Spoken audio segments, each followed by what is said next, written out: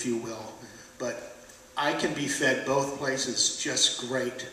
And I wouldn't give up my experiences in either one unless, of course, I'm called away to another area. But warts and all, these churches feed me, and it's wonderful.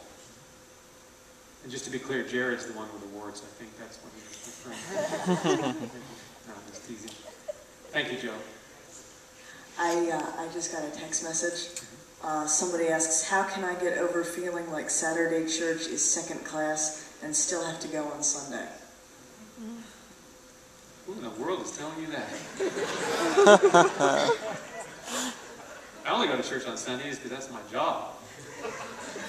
I haven't been to a Sunday morning worship service here at Branch Creek in years. Yeah, I don't mean to put down the person that wrote that, but if you're feeling that kind of pressure, you shouldn't be. This is a gathering of Branch Creek Community Church. The highest level of leadership there has commissioned us as of whatever it's been now, 5-6 years ago, to launch a Saturday service that is a fully legal, whatever you want to call it, gathering of the church, especially the Branch Creek expression of the church. And so you can sleep in on Sunday morning without guilt. While I get up early and serve other people without guilt. So yeah, and maybe behind that question is some people still linger with this idea that Sunday is the only really God-approved day to meet. But they picked that early on just because it was the day that Jesus rose from the dead. So they thought, if we have to pick a day, that would be a really good day to pick. But there's no command that says you must meet on Sunday or else it doesn't count. Remember, they met every day at the beginning, and every day counted. There's nothing wrong with that. All right, let me invite the band to come back up. They're going to sing some songs, but before they do, I want to give you the last point that was missing and then let you absorb something that will kind of put all this in the right perspective. Number 5 is this: I must better grasp God's amazing love. That's the last thing that we need to remember, that we need to better grasp the love that we're talking about. And I say that because that's how Paul ends Ephesians chapter 3.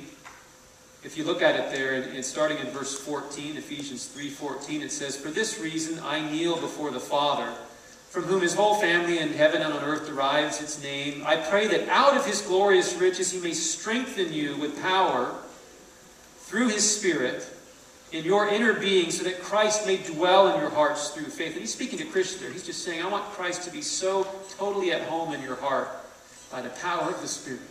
That's what he's praying for, and that's what we need to pray for as well. Okay, and he goes on to say, "And I pray that you, being rooted and established in love, may have power together with all the saints," all the other believers, "to grasp how wide and long and high and deep is the love of Christ."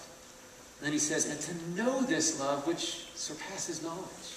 He's saying, I know you're never going to get to the bottom of it, but you can know it more, you can grasp it better. Okay? "That you may be filled," he goes on to say, "to the measure of all the fullness of God. And now to him who is able to do immeasurably more than all we ask or imagine, according to his power that is at work within us, to him be glory in the church and in Christ Jesus." So take a few moments to watch on the screen the ground that we've covered tonight. Just the blessings that are ours in Christ, as Paul lays them out.